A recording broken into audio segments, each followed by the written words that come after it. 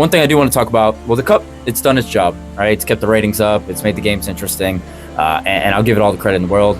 Not telling anybody run out and get Cup T-shirts and hats. You know, they had me rolling when somebody was already wearing the cap. He took it off in 2 seconds, too. He's like, hold on.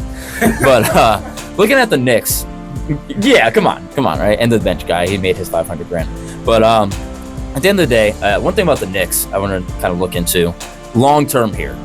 Just as we mentioned, not just today, but other times, this is a team that if Karl-Anthony Towns doesn't show up and he kind of does the soft in-season thing that he does, they're very, very vulnerable in the East, right? So, you know, top 3 team in the league right now in terms of the Eastern Conference. The Pistons there, the Celtics, you know, floating around. But really, it's just them and Detroit that's kind of been dominating year-round, but quietly.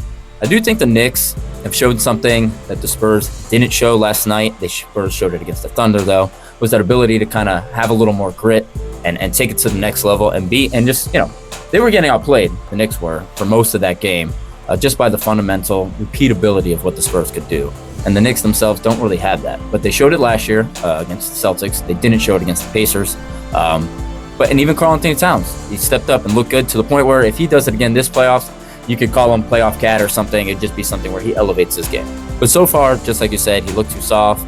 He wasn't engaged well enough. I know like Wemby on restricted minutes, so he had the room to really take over and he didn't.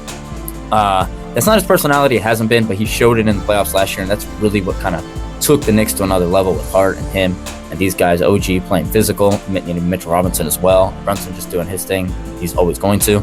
I like what the Knicks have in terms of showing that grit and taking it to that next level because they don't fundamentally play basketball better than a lot of teams in the league, especially these West Coast teams.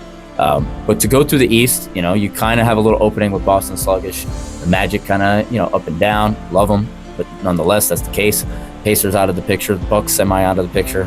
Heat, you know, up and down as well. So it's really just Detroit that you're really, really fearful of, not to knock my Celtics. But I do think the Knicks overall could really make a push if this grit is a thing that they consistently can put out.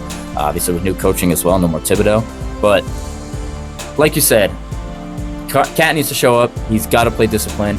Brunson's going to show up. He's going to do his thing, but he can't do it alone. This team leans on grit. They won't win just based off pure basketball. But as it is, they got the cup. Congrats to them. We'll see what happens in the playoffs.